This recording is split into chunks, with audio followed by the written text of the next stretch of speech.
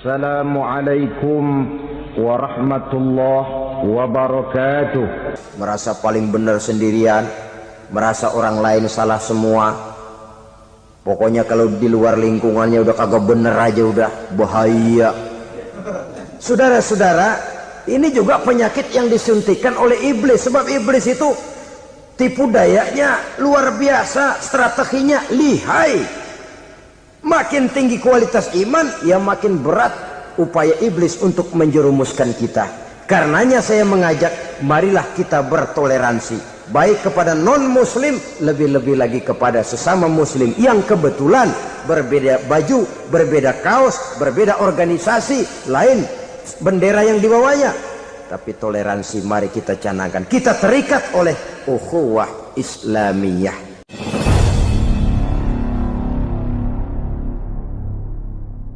Maksud utama daripada diutusnya Rasulullah sallallahu alaihi wasallam ke alam ini tidak lain adalah untuk memperbaiki akhlak manusia. 14 abad yang lalu, dari sebuah kota kecil yang tidak ada dalam peta, lahir satu proyek raksasa, proyek memperbaiki akhlak manusia. Di tengah-tengah dunia pada ketika itu, Eropa masih biadab, Afrika belum dikenal orang, Asia sungguh sangat terbelakang, dan semenanjung Arabia dari berbagai aspek kehidupannya dikenal sebagai masyarakat jahiliyah. 13 tahun pertama dari perjuangan selama periode Mekah, apa yang dilakukan oleh baginda Rasul tidak lain adalah memperbaiki akhlak manusia kepada Allah Subhanahu wa ta'ala dengan menanamkan roh, jiwa dan semangat tauhid. Kita tahu bahwa masyarakat jahiliyah menyembah batu, menyembah patung, menyembah berhala yang mereka buat sesuai dengan kekayaannya masing-masing. 360 berhala di sekeliling Ka'bah merupakan bukti nyata dari sesembahan mereka. Yang kaya membuat berhala dari emas lalu disembah, yang setengah kaya bikin patung dari perak lalu disembah, yang hampir miskin bikin Tuhan dari kayu lalu disembah, yang miskin benar tepung terigu diadonin lalu dibentuk seperti wujud seseorang, kemudian disembah, dan apabila selesai nyembah perutnya terasa lapar, Tuhannya habis dipretelin.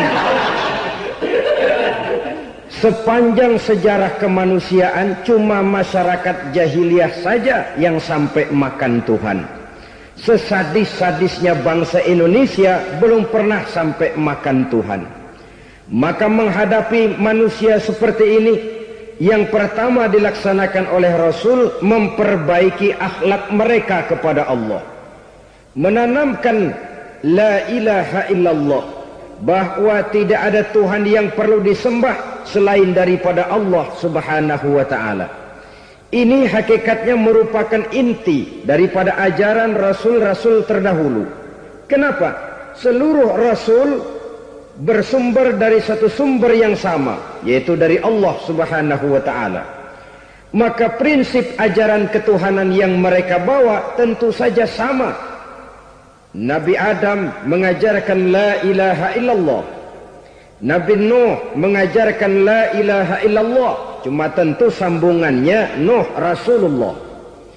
Nabi Ibrahim mengajarkan la ilaha illallah, Ibrahim Rasulullah. Nabi Musa mengajarkan la ilaha illallah, Musa Rasulullah. Bahkan Nabi Isa mengajarkan la ilaha illallah, Isa Rasulullah. Dan Nabi Muhammad mengajarkan la ilaha illallah, Muhammadur Rasulullah. Akhlak manusia kepada Allah dengan menanamkan tauhid. Jadi kalau ingin berakhlak yang benar kepada Allah, jaga tauhid, pegang teguh akidah. Saudara-saudara kaum muslimin rahimakumullah, lawan daripada tauhid adalah kufur. Kufur bisa dua, bisa kufur iman, bisa kufur nikmat. Kufur itu sifatnya, kafir itu orangnya.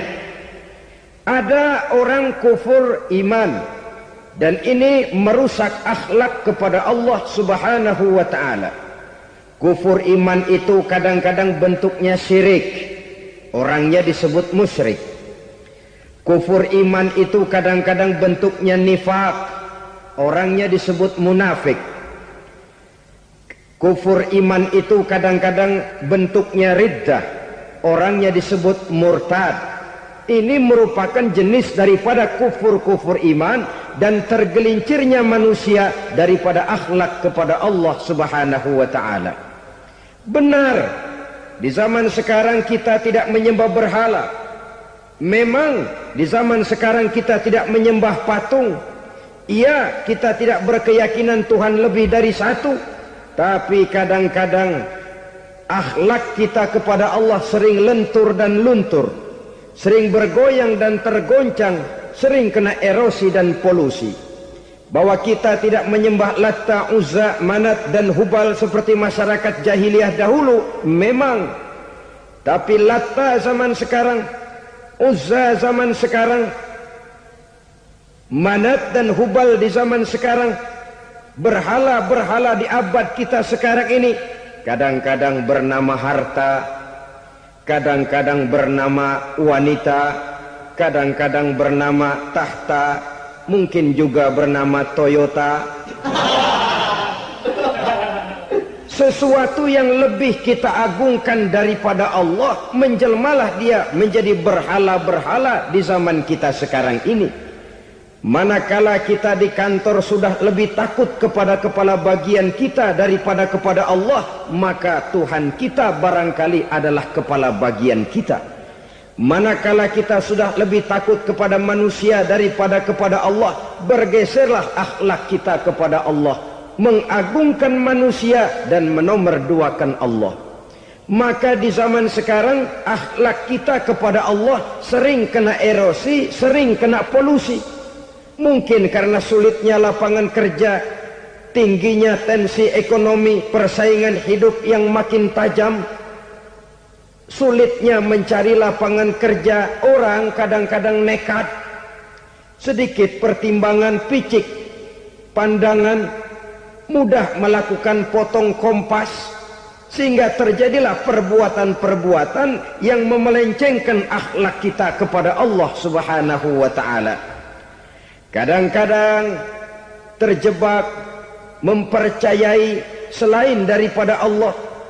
Kadang-kadang terjebak di dalam mengagungkan yang selain daripada Allah lebih dari yang seharusnya.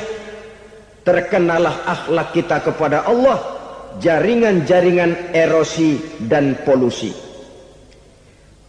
Kufur sebagai lawanan daripada tauhid merupakan sifat daripada orang yang tidak berakhlak kepada Allah. Bentuknya pertama bisa syirik. Syirik itu artinya meyakini ada Tuhan lain selain daripada Allah. Itu yang namanya syirik. Jadi percaya Tuhan ada, cuman Tuhannya kelebihan. Itu yang disebut syirik, dan itu merupakan cerminan dari akhlak yang rusak kepada Allah Subhanahu wa ta'ala. Berkeyakinan Tuhan lebih dari satu, berkeyakinan bahwa Tuhan itu beranak atau diperanakkan, atau mengagungkan sesuatu sama dengan Allah, atau menjadikan yang selain Allah sebagai tujuan akhir daripada perjalanan kehidupan ini, maka itu sudah terjebak kita dalam musyrik. Dan syirik satu dosa yang tidak berampun. Bahasa kasarnya, yang namanya syirik itu jenis bapak moyangnya dosa. Saudara-saudara, sebab itu saya pesan, kalau memang terpaksa, biasanya yang tinggal di kota-kota besar itu kalau tidak kepengen dosa kan susah. Kalau terpaksa harus bikin dosa, cari yang kecil-kecil saja, yang kira-kira taubatnya gampang. umpamanya pulang sholat Jumat nukar sendal, umpama yaitu jelas dosa, tapi dosa yang taubatnya agak mudah. Jangan sampai terjebak ke dalam syirik, menyekutukan Allah. Kalau sudah menyekutukan Allah, Allah dimadu, murka benar Allah kepada kita.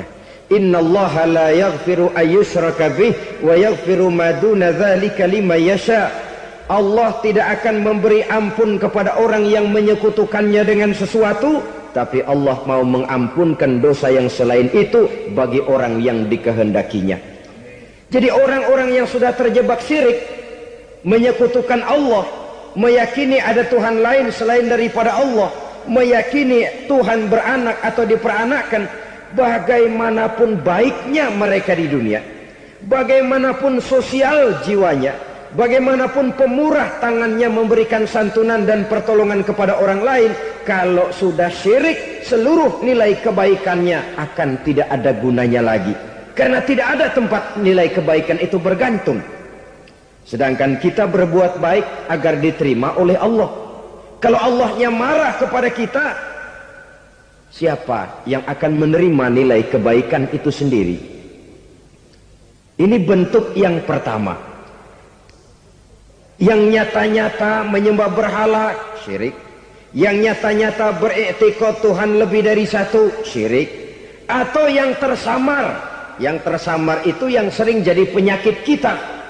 Saya sejak ada perkutut ini di rumah, perkutut. Saudara-saudara, yang merusak akhlak kepada Allah, yang merusak tauhid setelah syirik, bisa juga berbentuk nifak. Nifak itu sifatnya, orang yang punya sifat nifak disebut munafik. Asal katanya dari nafakun. Nafakun itu satu lubang yang punya dua muka, seperti goa, ada tempat masuk, ada tempat keluar. Maka munafik orang yang punya dua muka. Kalau bahasa kita, pandai bermain minyak di atas air, manis jika berhadapan, balik belakang lain bicara. Sehingga apa yang dinamakan nifak, kata Imam Ali Al-Jurjani dalam kitab ta'rifatnya, izharul imanu bil lisan wa kitmanul kufri bil qalbi. Menyatakan, menampakkan iman dengan lidahnya, tapi menyembunyikan kekafiran dalam hatinya. Dengan kata lain, lidahnya mah iman, hatinya mah kafir. Padahal hati itu yang dilihat, padahal hati itu yang dinilai. Kenapa lidahnya mengaku iman? Ya mungkin karena kepepet, mungkin karena kepentingan, mungkin karena ingin mencari kelemahan orang, lalu dia pura-pura beriman, tapi sesungguhnya hatinya kufur. Ini merupakan penyakit munafik. Dan terus terang, menghadapi orang munafik jauh lebih berat daripada menghadapi orang kafir. Kenapa? Munafik ini kan musuh dalam selimut. Mau dibilang musuh nyata-nyata, apalagi di zaman Rasul ya, ketika periode Madinah, berat sekali menghadapi orang munafik. Mau dibilang kafir, kalau ketemu assalamualaikumnya medok juga. Mau dibilang mukmin, di belakang ngegerundel, nyari-nyari penyakit, nyari-nyari lantaran, mencari-cari gara-gara. Kalau kafir jelas kafirnya, kalau musyrik jelas musyriknya. Tapi munafik, di depan kita dia mengaku beriman, di belakang kita dia caci maki kita. Maka demikian rupa watak orang munafik, Allah benci betul. Sampai dalam Quran orang munafik itu divonis innal munafikin fid darkil asfal minan nar. Orang-orang munafik di dasar jurang neraka yang paling bawah, keraknya neraka. Saudara-saudara kaum muslimin rahimakumullah, sebab munafik sangat berbahaya, membahayakan umat, membahayakan agama. Di depan kita mereka ngaku pura-pura beriman, kalau pidato luar biasa, memuji agama setinggi langit, menampakkan seolah-olah dia orang yang dekat dengan agama. Saudara-saudara, agama penting, agama mutlak. Tapi yang ngomong begitu agamanya apa, remeng-remeng. Cuma sekedar lipstick, cuma sekedar dekorasi, cuma sekedar kamuflase buat ngibuli orang lain. Dia mengaku beragama, mengatakan agama mutlak, menganggap agama penting, seolah-olah memperhatikan benar tentang tatanan kehidupan beragama, tapi sebenarnya di hatinya tidak lebih berkecamuk penyakit-penyakit kufur. Maka sifat munafik ini termasuk menodai tauhid, artinya merusak akhlak kita kepada Allah Subhanahu wa ta'ala. Sifat yang ketiga yang juga merusak akhlak kita kepada Allah dinamakan riddah. Riddah itu sifatnya, orang yang punya sifat riddah disebut murtad. Murtad keluar dari Islam. Keluar dari Islam tentu tadinya di dalam Islam. Oleh satu perbuatan dia bisa menjadi murtad. Misalnya tadinya dia iman benar kepada Allah, tapi melarat. Kadang-kadang sehari masak, 3 hari libur. Akhirnya oleh kesulitan ekonomi dia tidak kuat. Ada yang menawarkan kebaikan, dibawain supermi, dibawain obat-obatan, diberikan beras. Goyah imannya. Keluar dia dari Islam, ikut agama orang yang memberikan pertolongan kepadanya, memilih kesenangan sebentar dengan mengorbankan kebahagiaan yang kekal. Maka orang semacam itu riddah sifatnya, murtad orangnya, keluar dari Islam. Dan yang menyebabkan kita murtad bukan cuma orang nyata-nyata memproklamirkan diri keluar dari Islam tapi lalu mengikuti agama orang lain, bukan cuma itu. Mengakui ada Rasul lagi sesudah Nabi Muhammad bisa menyebabkan kita murtad. Mengingkari nikmat Allah bisa menyebabkan kita murtad. Meyakini semua agama benar bisa menyebabkan orang menjadi murtad. Meragukan kesempurnaan dan kelengkapan Al-Quran bisa menyebabkan orang jadi murtad. Mengingkari sunnah bisa menyebabkan orang menjadi murtad. Banyak hal-hal yang bisa mendatangkan penyakit riddah dan membuat pelakunya menjadi murtad. Dan ini menodai akhlak kita kepada Allah Subhanahu wa ta'ala. Itu tadi kufur iman, saudara-saudara. Nyata-nyata mengingkari Allah, baik dalam bentuk syirik, nifak ataupun riddah. Kufur yang kedua dinamakan kufur nikmat. Apa itu kufur nikmat? Sitru nikmatil mun'im au ya'malu fi mukhalafatil mun'im. Menutup-nutup nikmat Allah atau melakukan perbuatan yang menentang, bertentangan dengan kehendak yang memberikan nikmat. Jadi kufur nikmat pertama, nutup-nutupin Tuhan. Tuhan jalingin. Duit lu banyak amat, dari mana? Gua kerja. Lalu kerjanya nomor 1. Orang yang berakhlak kepada Allah, dia akan menjawab, kamu uangnya kok banyak, dari mana? Rezeki dari Allah. Caranya, saya kerja. Kerja itu cara, rezeki itu dari Allah datangnya. Bukankah di zaman sekarang kita sering terpleset?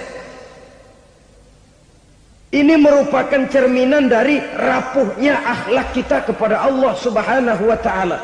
Karena usaha saya memang, karena saya peras keringat banting tulang, tentu.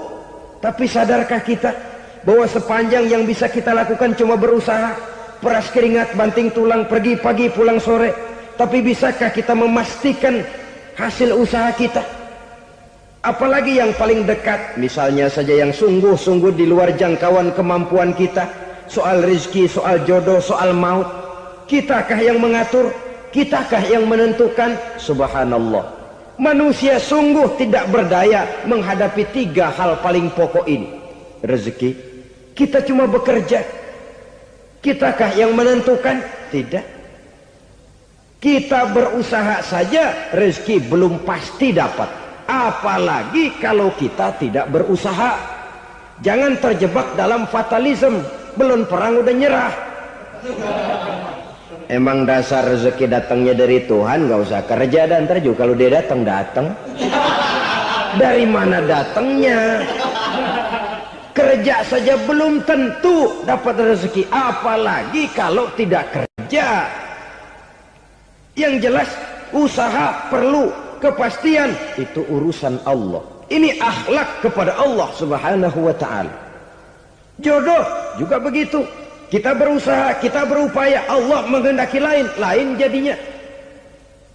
Maut juga begitu. Siapa sih yang pengen ngadepi maut? Siapa sih yang pengen mati? Siapa sih yang pengen ketemu malaikat Israel? Tidak seorang pun kalau ditanya, kecuali mereka yang putus asa ya. Kalau otaknya masih normal, mau mati mesti belakangan dulu dikit. Tapi yang satu itu saudara, kalau dia sudah datang, tenaga mana yang bisa menolak? Kalau dia sudah berkunjung, kekuatan mana yang bisa menghindar? Kalau dia sudah ingin bertemu, kemana kita bisa melarikan diri? Manusia sepanjang yang dia lakukan hanya berusaha, tapi kepastian, ketentuan dari Allah Subhanahu wa ta'ala. Orang yang kufur nikmat, nutupin Allah. Dia merasa rezekinya adalah mutlak peras keringatnya, seolah-olah Allah nggak punya peranan apa-apa di situ. Oh, ini kan saya bisa rumah begini karena saya kerja keras. Oh, ini mobil saya begini saya kerja keras. Peras keringat banting tulang keras.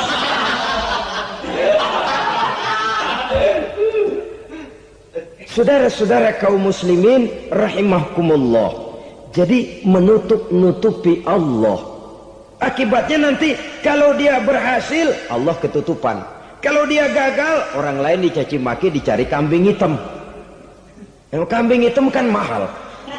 Karena orang sering cari-cari kambing hitam. Jarang orang mau jujur kalau bertemu kesulitan lalu mencari sebab pada dirinya sendiri. Yang paling enak ya nyalain orang. Lo begitu. Orang lain yang paling enak kita salahin. Au ya'malu fi mukhalafatil mun'im, atau dia melakukan sesuatu yang tidak sesuai dengan kehendak yang memberikannya nikmat. Diberikan kita tangan, mulut sih nggak berhenti, terima kasih Tuhan, alhamdulillah saya dikasih tangan. Cuma nih tangan enteng mat nabokin orang mulu. Itu sudah mukhalafatul mun'im, bertentangan dengan kehendak yang memberikan nikmat. Diberikan harta, mulutnya mah basah, terima kasih Tuhan, alhamdulillah dikasih harta, tapi pelitnya minta ampun, kikir koret medit. Ini juga termasuk kufur nikmat, mempergunakan suatu nikmat bertentangan dengan kehendak daripada yang memberikan nikmat itu sendiri. Saudara-saudara kaum muslimin rahimakumullah, oleh karenanya kufur iman memang lebih bahaya daripada kufur nikmat. Tapi jangan lupa, kufur nikmat bisa menyeret orang kepada kufur iman. Dan kalau Allah udah dialingin, Tuhan sudah dinomor duain, lama-lama kenapa dia tidak mendewakan dirinya sendiri, mendewakan pangkatnya, mendewa-dewakan otaknya, mendewa-dewakan kemampuannya? Pada awalnya dia memang cuma kufur nikmat, tapi lambat laun kalau ini tidak diobati, secara pasti orang akan mengarah kepada kufur iman. Bisa berbentuk syirik, bisa berbentuk nifak, bisa berbentuk riddah. Saudara-saudara, oleh karena itu menjaga akhlak kepada Allah mutlak penting. Sebab apa? Kita tidak berakhlak kepada manusia saja, kita dikucilkan dari pergaulan. Kalau kita tidak berakhlak kepada Allah, dikucilkan oleh Allah. Hadis qudsi menyatakan, man lam yashkur ala na'ma'i wa lam yasbir ala bala'i falyakhruj min tahtis sama'i falyatlub rabban siwaya.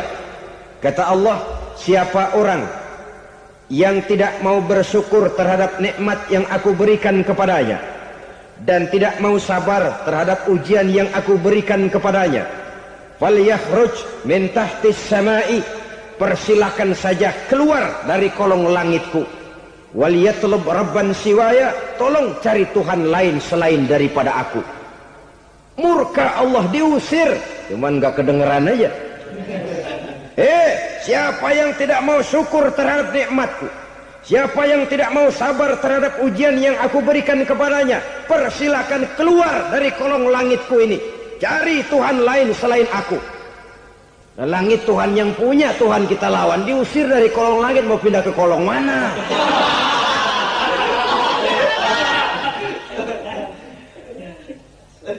Jadi jangan merasa kufur nikmat kan enteng. Iya, kelihatannya begitu, tidak sebahaya kufur iman. Tapi kufur nikmat ini merupakan anak tangga yang kalau kita sudah mulai naik, kita akan naik terus sampai kepada tingkat di mana kita mengalami kufur iman. Kalau sudah ke sana, maka akhlak kita kepada Allah terkenalah erosi, terkena polusi, hancur akhlak kepada Allah, dan itulah sumber kesengsaraan abadi. Kalau cuma kita tidak berakhlak kepada manusia, barangkali resikonya cuma kehidupan di dunia ini. Mungkin juga ada kehidupan akhirat. Tapi kalau sudah tidak berakhlak kepada Allah, dunia akhirat kita rugi dan celaka. Maka pada kesempatan ini saya mengajak, marilah jaga baik-baik akhlak kita kepada Allah. Satu kali kita bertauhid, sampai mati kita bertauhid. Satu kali la ilaha illallah, jangan tergelincir lagi kita keluar daripada kalimat itu. Satu kali kita bertuhankan Allah, jangan bertuhan yang lain selain daripada Allah. Jangan sekutukan Allah, jangan samakan Allah dengan sesuatu, jangan mengangkat yang lain sama agungnya dengan Allah.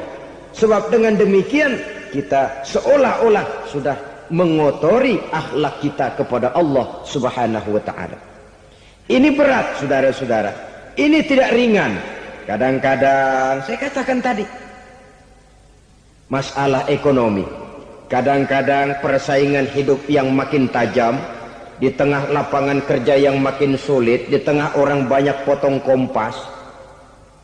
Kalau berpatokan kepada nilai tauhid, la ilaha illallah, tidak ada Tuhan selain Allah, maka saya tidak akan takut kecuali hanya kepada Allah. Saya tidak akan menggantungkan hidup kecuali hanya kepada Allah. Saya tidak akan minta rezeki kecuali hanya kepada Allah.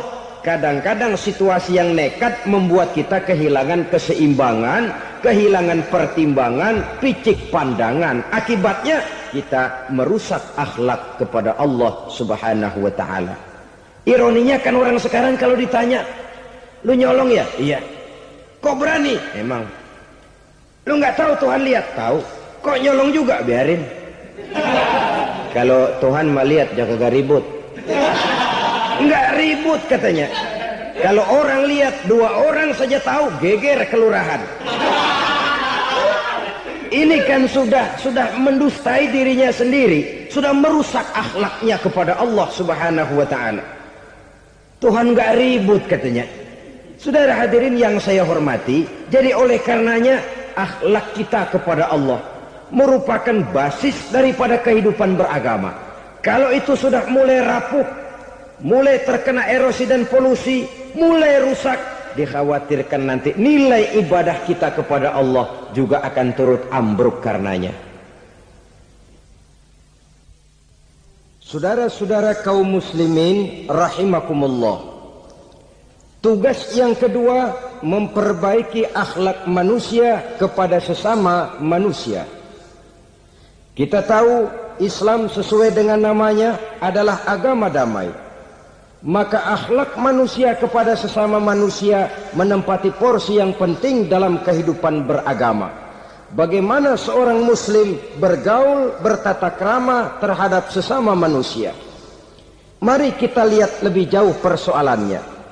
Untuk memudahkan pembicaraan dari kacamata agama, kita kelompokkan saja manusia itu dalam 2. Pertama yang seiman dan yang kedua yang tidak seiman.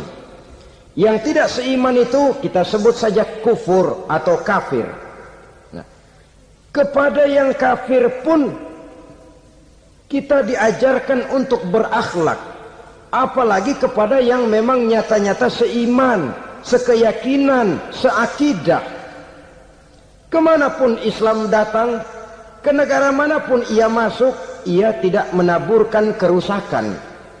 Jadi tidak benar kalau orang pernah itu menggambarkan saking sentimennya seorang orientalis pernah menggambarkan Nabi Muhammad di tangan kirinya Quran, di tangan kanannya pedang, menggambarkan seolah-olah Islam dikembangkan dengan kekerasan. Sebenarnya tidak sama sekali. Kalaupun dalam sejarah perkembangan Islam pernah terjadi perang, maka perang dalam Islam sesungguhnya apabila kita amati sejarahnya bukan untuk memaksakan agama, karena memang agama tidak bisa dipaksakan, tetapi justru untuk mempertahankan agama dari segala macam hambatan, rintangan, hinaan dan fitnahan. Tapi kemanapun yang jelas Islam masuk, dia tidak pernah membuat kekacauan, kerusuhan ataupun penghancuran. Candi Prambanan bahkan dipugar, gereja-gereja tidak ada yang dihancurkan oleh umat Islam. Kenapa? Islam agama damai. Soal agama, soal lakum dinukum waliyadin, la ikraha fid din, qad tabayyana ar-rusydu minal ghayy. Tidak ada paksaan dalam beragama, sebab nyata yang benar dengan yang tidak benar. Belum pernah ada orang kafir masuk ke perkampungan orang Islam lalu dikejar-kejar, diteriakin kafir, kafir, sunatin.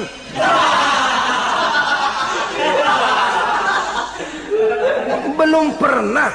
Kenapa? Islam menghormati orang lain agama. Nah, yang kafir ini macam-macam, saudara. Ada kafir harbi. Nah, ini kafir kerok. Ini kafir yang nyata-nyata memproklamirkan permusuhan kepada umat Islam, nyata-nyata mengganggu ketenangan umat Islam. Kafir yang seperti ini yang boleh diperangi. Misalnya kita mau sembahyang Jumat dijagain, nggak boleh sembahyang Jumat, getok palanya. Kafir harbi artinya tantangan perang datang dari mereka, bukan kita yang mulai, mereka yang buka front. Prinsipnya umat Islam tidak boleh mencari-cari musuh, tapi pun tidak boleh lari kalau ketemu musuh. Musuh jangan dicari, ketemu jangan lari. Karena itu kesan seolah-olah umat Islam ini teroris, umat Islam ini destroyer, umat Islam ini sering menimbulkan keonaran, kerusakan. Sungguh satu fitnahan yang sangat keji. Umat Islam adalah umat yang cinta damai. Islam di masa perkembangannya masuki Eropa melalui Selat Gibraltar, Jabal Tariq, memasuki Spanyol. Islam tidak pernah meruntuhkan gereja, Islam tidak pernah membunuh orang-orang Nasrani. Bahkan Islam mewariskan peradaban dan kebudayaan yang begitu tinggi nilainya di bidang ilmu pengetahuan. Sampai ketika itu Barat banyak mengkaji ilmu pengetahuan dari dunia Islam.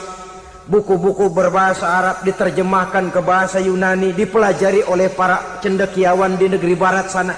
Mereka mengambil manfaat yang banyak dari masuknya Islam ke Eropa. Sementara gereja tetap berdiri dengan megahnya. Kuil-kuil tempat peribadatan tidak satupun yang diusik-usik. Kenapa? Islam agama yang cinta damai. Asal dia tidak diganggu, asal kehormatannya tidak dihinakan. Jadi kafir harbi, kafir yang nyata-nyata nantang perang, ngajak berkelahi. Itu kafir yang nyari penyakit. Kafir harbi ini boleh diperangi dengan catatan mereka yang memang mulai. Yang kedua kafir zimmi. Kafir zimmi, kafir yang hidup di tengah mayoritas muslim, tapi mereka mau hidup dengan aman, damai, tenang. Mereka wajib dilindungi. Bahkan Nabi pernah memberikan satu jaminan, man aza zimmiyan faqad azani. Siapa yang mengganggu orang kafir zimmi sama saja dengan mengganggu saya. Kehormatannya dijaga, harta bendanya dilindungi, anak istrinya pun dilindungi. Dan ini jadi kenyataan. Saudara bisa lihat di negara-negara yang mayoritas penduduknya beragama Islam, orang-orang kafir di luar Islam hidup dengan tenang, aman, damai. Di Saudi Arabia, di luar tanah haram, di luar Mekah dan Madinah, banyak orang-orang kafir mencari nafkah. Mereka tenang, aman, dilindungi undang-undang. Begitu di Mesir, begitu di negara Indonesia yang berdasarkan Pancasila ini. Kehidupan beragama menimbulkan gairah, rukun, tenang, aman, damai, sepanjang tidak saling ganggu, tidak saling usik, menghargai orang yang sudah beragama, tidak menjadikan penganut suatu agama sebagai sasaran dari dakwah agama lainnya. Saudara-saudara kaum muslimin rahimakumullah. Jadi memang oleh Al-Quran kita dianjurkan asidda 'alal kuffar ruhama bainahum. Tegas kepada orang kafir, kasih sayang kepada sesama muslim. Tapi tegas bukanlah berarti marah-marahan, bukan berarti musuh-musuhan, bukan ngajaki perang. Tegas dalam arti punya garis tentang kehidupan beragama, lakum dinukum waliyadin. Soal kehidupan sosial, mari kerjasama. Bangun jalan, ayo rame-rame. Siskamling, mari bebarengan. Bikin puskesmas, mari sama-sama. Tapi kalau sudah soal agama, itu tidak perlu ada toleransi agama. Yang perlu toleransi antar umat beragama. Kalau umatnya mau kerjasama silakan, tapi tidak menyangkut soal ibadah. Jangan kerjasama di bidang ibadah. Itu kerjasama yang salah pasang, saudara-saudara. Sehingga dengan demikian toleransi adalah menyangkut kehidupan antar umat beragama. Sedangkan agama sendiri punya kapling yang nyata. Sehingga dengan demikian tegas kepada orang kafir dalam arti kita punya satu kepribadian. Tidak ngambang.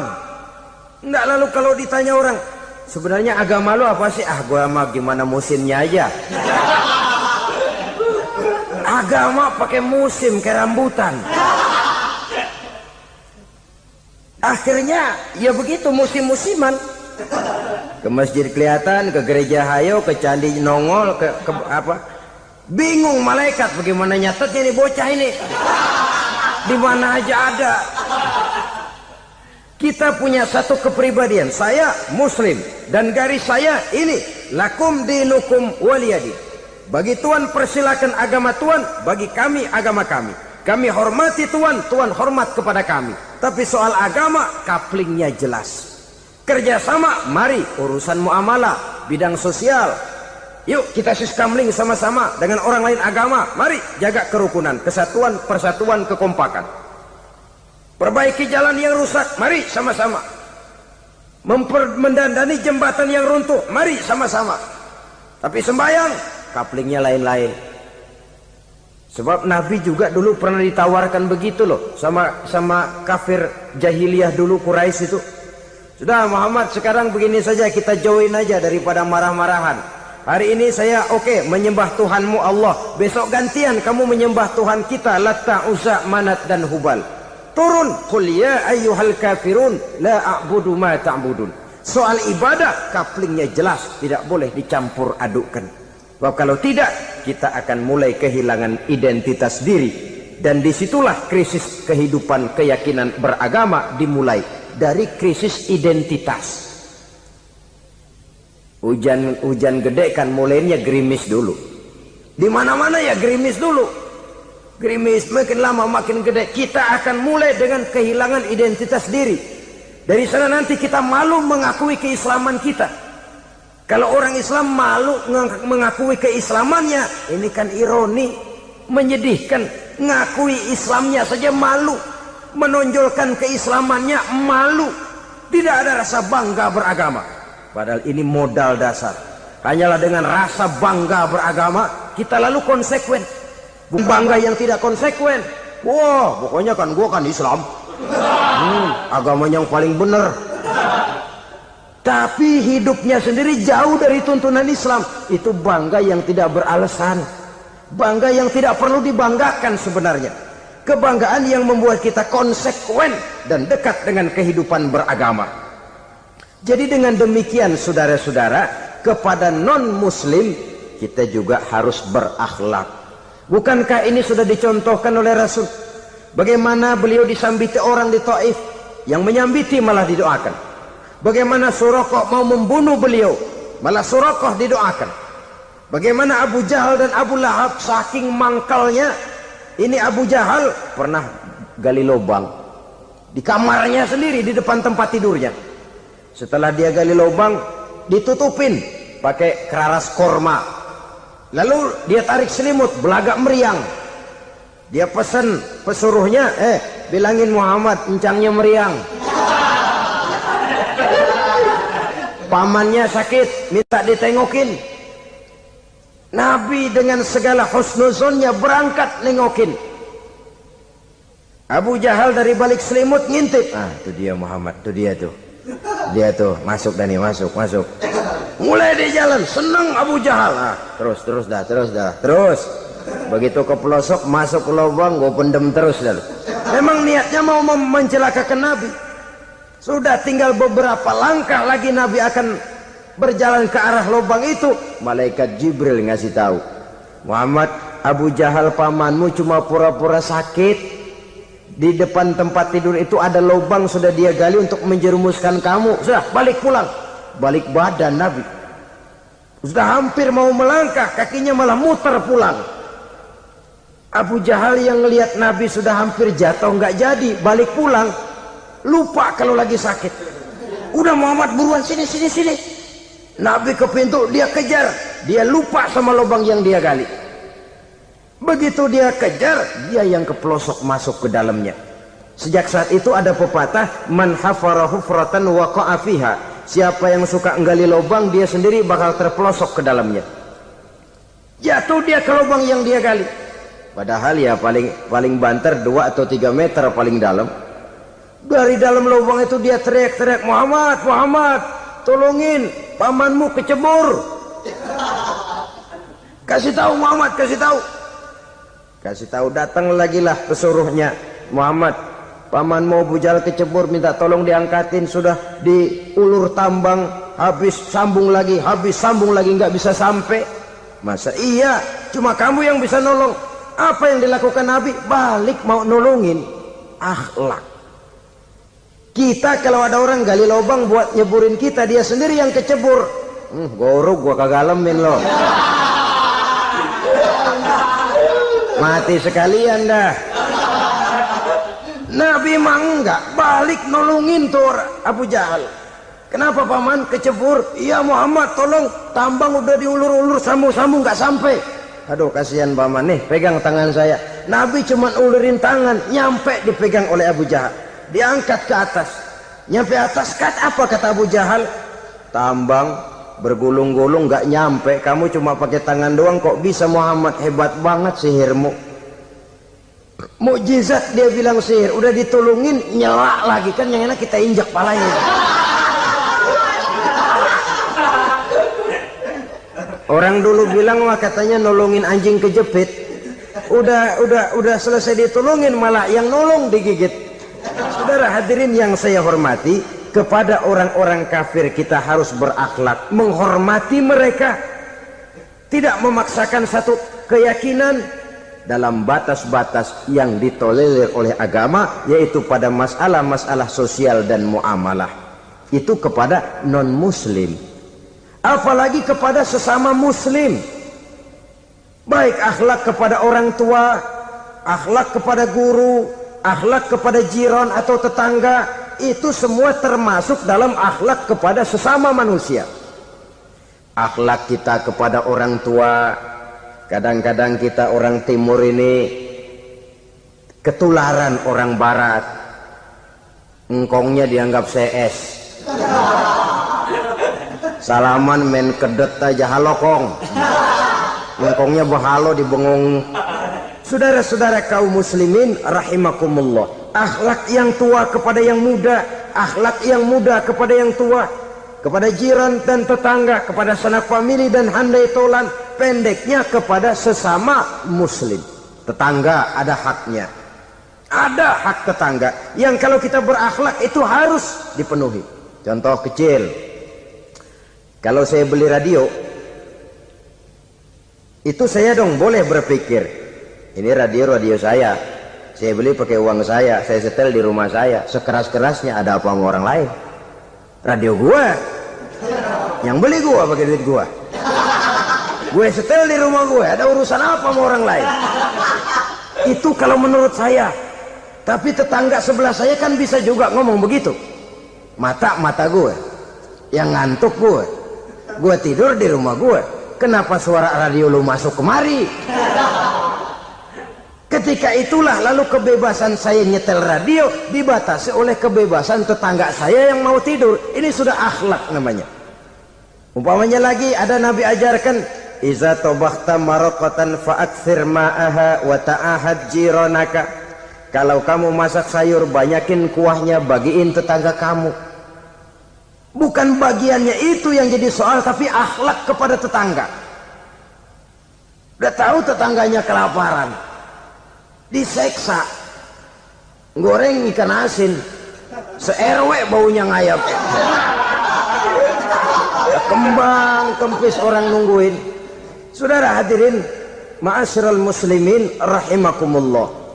Jadi dengan demikian, kalau sudah kembali kepada orang-orang yang nilai imannya sama dengan kita, apapun organisasinya, apapun baju yang mereka pakai, kaos yang mereka pakai, jaket yang mereka pakai, kalau sudah seakidah, seiman, jaga akhlak kita. Pendapat boleh berbeda, kaos boleh tidak sama, jaket boleh beraneka warna, bendera boleh beragam-ragam, tapi ukhuwah Islamiyah ini utamakan. Adalah lebih baik mencari persamaan dalam kehidupan dan bukan memperbesar perbedaan. Hanyalah dengan mengembangkan nilai-nilai akhlak semacam ini, toleransi tidak hanya diperlukan kepada yang non-muslim, kepada sesama muslim pun toleransi. Artinya apa? Jangan memponis amalan orang lain. Yang usolli, yang tidak usolli, berjalanlah menurut keyakinannya masing-masing. Jangan lalu memponis, itu namanya nggak toleransi. Kamu nggak pakai usolli ya? Enggak. Brengsek. Kamu pakai usolli ya? Iya. Bid'ah. Lah dua-duanya kagak yang benar. Kalau yang sembahyang kagak benar, bagaimana yang kagak sembahyang? Apa itu yang benar? Toleransi, setuju dengan perbedaan pendapat, jangan memponis amalan orang lain. Karena kita hanya beramal, hak menerima adalah Allah Subhanahu wa ta'ala. Jangan sebentar-bentar mencap bid'ah, dolala, finnar, neraka. Kayaknya neraka kapling orang tuanya kali. Gampang bener masukin orang ke neraka. Kita kadang-kadang bisa toleransi dengan orang luar, tapi kepada sesama muslim toleransi tidak sanggup kita adakan. Mengklaim merasa kita yang benar, orang lain salah semua, itu tidak toleransi namanya. Mentang-mentang jadi ustadz nih, satu-satunya ustadz di sini ya, semuanya mesti ngaji kemari. Kalau nggak ngaji kemari Islamnya kurang tapi benar. Toleransi. Saudara-saudara kaum muslimin rahimakumullah, lapang dada menghargai orang yang berbeda pendapat, apalagi kalau perbedaan pendapat itu menyangkut hal-hal yang tidak prinsipil, menyangkut hal-hal yang sekunder dalam kehidupan beragama, menyangkut masalah-masalah yang dalam bahasa fikih disebut soal-soal furu'iyah. Tidak usah menyebabkan kita bersih tegang. Kepala sama hitam pendapat boleh berbeda dan halal. Bahkan Nabi mengatakan ikhtilafu ummati rahmatun. Perbedaan pendapat di kalangan umatku bahkan menjadi rahmah, sepanjang perbedaan pendapat itu diiringi dengan rasa toleransi. Tapi kalau sudah main baku hantam, main klaim, memponis orang lain, akhirnya timbullah keretakan. Jangan heran kadang-kadang satu masjid dua kelir. Ya soal kelir boleh kelar-kelir, boleh kelar-kelir, tapi kalau harus terlalu mencolok menyebabkan timbulnya keretakan, saya kira yang akan turun bukan lagi rahmah tapi bala. Bala akan menimpa kita, jatuh kita menjadi umat yang lemah. Oleh karena di antara kita sendiri, sesama kita tidak pandai bertoleransi, tidak lapang dada. Ada anak muda kelihatannya mau majuan dikit, yang tua curiga. Nah, kalau dia maju pasaran gua bangkrut dong nih. Lalu ditekan tuh anak ditekan melejit. Kadang-kadang yang tua maksudnya baik mau memelihara, yang muda salah terima. Kan tua kejemur. Dari dulu sampai sekarang gitu-gitu doang. Anak kemajuannya. Padahal yang tua barangkali maksudnya juga baik, mau memelihara. Sebenarnya kalau kita bisa mencoba mencari titik temu dengan alur komunikasi, tidak merasa diri yang paling benar, tapi toleransi, boyak menerima pendapat orang lain, setidaknya mau mendengar omongan orang. Yang susah kalau udah kena penyakit nggak mau ngerti omongan orang, nggak mau nerima pendapat orang. Kodok di kolong tempayan, cukeng kayu asem, asal ijo udah ijo aja ijo dah. Nggak ngerti omongan orang, yang kayak begini yang orang jadi kesandung. Oleh karena itu saudara-saudara, alangkah nikmatnya kehidupan ini apabila kita menyadari kita ini ummatan wahidah, satu umat yang satu yang diikat dengan akidah. Kalau kepada yang non muslim saja kita diajarkan untuk berakhlak, apatah lagi kepada yang seiman, seakidah, sekeyakinan. Wajarkah perbedaan pendapat yang kecil-kecil lalu menyebabkan kita bertolak belakang, cerai-berai, centang perenang? Bila bertemu di jalan yang satu menyisih ke kiri, yang lain menyingkir ke kanan. Kalaupun juga bercampur di tengah kumpulan orang banyak, persis air dengan minyak. Yang atu melengos, yang atu madep mojok. Orang lain senyum, dia mau pada manyun.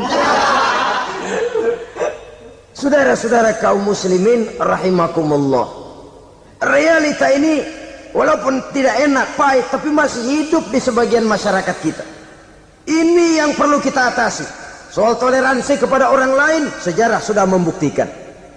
Mari kita jangan cuma bisa mengajak orang lain, umat lain untuk bertoleransi dengan kita, tapi kepada sesama kita. Toleransi ini perlu kita tegakkan, perlu kita bina, terutama di dalam kita menuju bentuk ideal daripada konsep ukhuwah Islamiyah ini, yang memang selalu kita akan cari bentuk-bentuk idealnya sejalan dengan perkembangan situasi dan kondisi yang dihadapi oleh umat.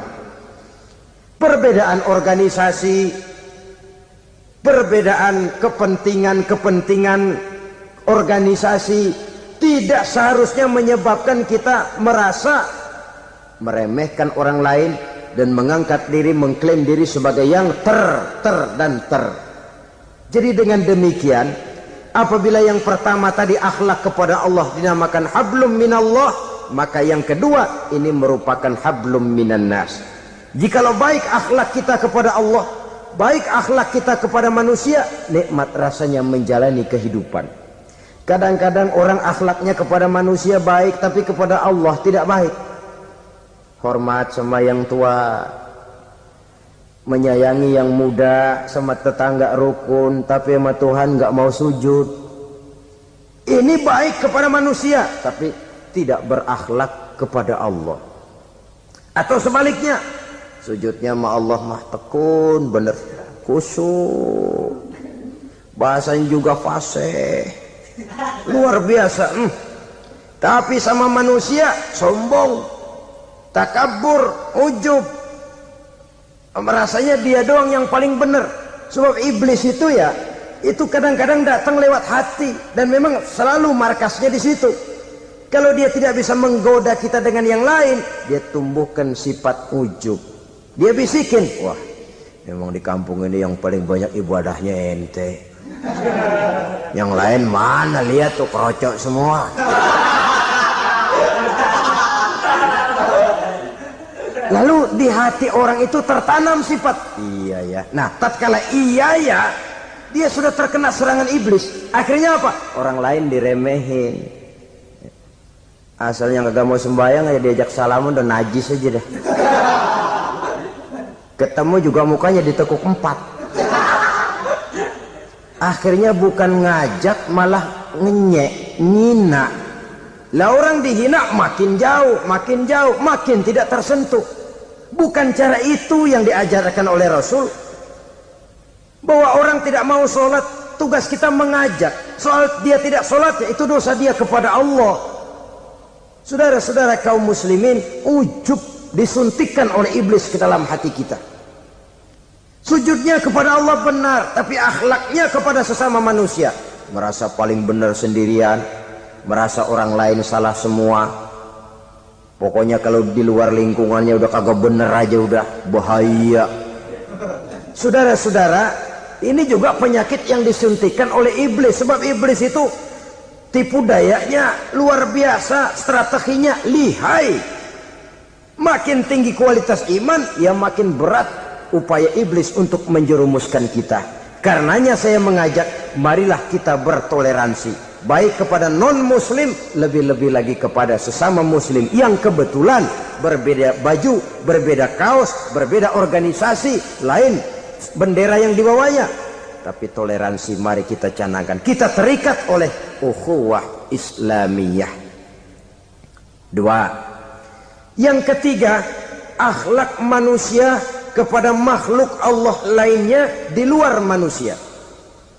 Islam, saudara-saudara, dengan berakhlak kepada Allah, berakhlak kepada sesama manusia, berakhlak kepada makhluk Allah di luar manusia, baik flora maupun fauna, maka mudah-mudahan akan terciptalah satu ekosistem, satu lingkungan hidup yang membuat kita nikmat menjalani kehidupan ini.